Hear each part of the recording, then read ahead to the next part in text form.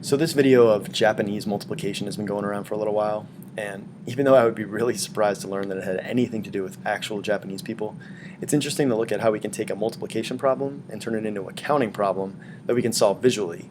And if you think about it, for most people, for most of human history, that would be really useful, because learning your multiplication facts was not super high on your priority list if you were, say, a 14th century European farmer who was trying not to starve to death or die of the plague. But you still had to multiply things once in a while. So it'd be nice to have an algorithm that lets you do it just by counting, kind of as a rule of thumb, even if you didn't understand the actual math. But we can take a look at why it works. First of all, notice that if I wanted to multiply, say, 4 times 2, I could represent 4 with lines or sticks or whatever, and then cross that with 2 more. And if I count up those intersections, there are 8 in there. So what this picture really represents is the multiplication fact, 4 times 2 equals 8. Except I don't have to remember it, it's right there in front of me. When we move this into the context of a larger problem, you can see where it really helps if you don't know your facts. So I'll represent 21 with 2 sticks for the tens and 1 for the ones, and then 13 with 1 and then 3. You'll notice that this really isn't much different from the way we write things in numerals. That 2 in 21, for example, isn't really a 2, it's a 20. And those 2 lines on the left aren't really 2 lines, they're 2 lines of 10 each. We can color code them and make it a little bit simpler to keep track of. So there are the 10s and the 1s. Well, let's see how this stacks up against our kind of normal multiplication. If I start off on the right with 1 intersecting 1, there are 3 of those intersections, which corresponds to 1 times 3, and I leave it in the 1's place. On the left, if I count those 2 intersections, that's really 2 10s and 1 10. So that 2 is not really a 2, it's a 200. 20 times 10. And then in the middle, I have red intersecting green. So up here, that's 2 10s times 3 1s, which gives me 60. And then down here I have 1 10 and 1 1, which gives me just, well, 10. So that's a total of 7 10s. And you can see that that matches up with our multiplication on the right. Some of you may recognize that as the partial products algorithm you probably learned in school at some point. If we want a little bit trickier problem, one that requires regrouping, we can try 123 times 321. There's 3 hundreds, 2 10s, and 1 1. And let's color code them again. Hundreds, tens, ones. Well, if I look out here where my 1s intersect my 1s, I wind up with 3 intersections. And so I leave that 3 in the 1's place. Next up, I have yellow intersecting green, which means I'm getting 10s and 1s. So out of that, I'm going to get 10s. If I count up those intersections, there are 8. So 8 goes in the 10s place. On the left, I get 3 intersections, but that's hundreds and hundreds, which gives me 10,000s.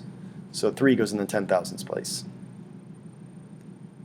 Now I have red and yellow, so that's hundreds and tens, which is going to give me thousands. If you count them up, there are 8 of those.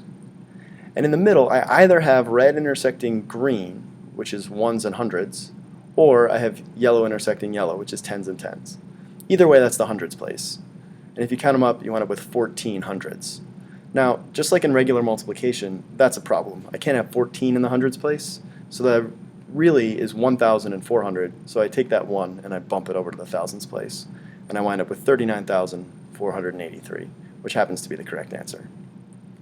If we want to simplify things a little bit for ourselves, we can take a look ahead of time at where our intersections are going to leave us, and we can write out some placeholder zeros. For example, these are hundreds times hundreds, or 10 squareds times 10 squareds. That multiplication is going to leave me with 4 trailing zeros, because 10 squared times 10 squared gives me 10 to the 4th. So that 3 I get when I count up the intersection tells me I really have 3 10,000s. The next space over, now I have 10 squareds intersecting with just 10s. So again, that's going to give me 3 zeros, because 10 squared times 10 to the first is 10 to the third. So when I get those 8 intersections, that tells me I really have 8,000s. If I bring the 1's place into the mix, now I either have 10 to the 0 times 10 squared, which is 10 squared, or I have 10 to the first times 10 to the first, which is 10 squared. Either way, I get 2 trailing zeros in the hundreds place. So when I count up those 14 intersections, that tells me I have 14 groups of 100. Now I have yellow and green, which is my tens place and my ones place, which is going to leave me with one trailing 0, or 10 to the first. There are 8 of those, so I have 8 tens, or 80. And finally, my lonely ones, intersecting ones, I'm going to have no trailing zeros, so those 3 that I get just go at the end. Now when I add them up, I get the same result as I did before, 39,483. Let's go back to that first problem. To really appreciate why this might be useful if you don't know your multiplication facts, we have to pretend like we don't know our multiplication facts. And for most of you, that's probably really hard. So a nice trick is to try doing it in a different base. Because if you're like me, you don't know your base 6 multiplication facts, but you can count in base 6. In base 10, when we get up to 9, we put a 0 and we move one place over. So now we're going to try it in base 6, and we're going to get to 5, and then we'll start with a 0 and move 1 over in our place value. So 21 is just 3 3 in base 6. You can kind of verify that 2 10s and 1 1 are the same as 3 6s and 3 1s. And then 13, which is 1 10 and 3 1s, is also 2 6s and 1 1. So now we can draw our picture just like we did before. 3 in the 6's place and 3 in the 1's place, 2 in the 6's place, and 1 in the 1's place. And again, let's color code it to keep track. Now, when I look over here, this is my 6's place intersecting with my 6's place, which in base 6 is just 10, or 1 0. So I'm going to leave myself with 2 trailing zeros, just like before, which is 10 in base 6 squared.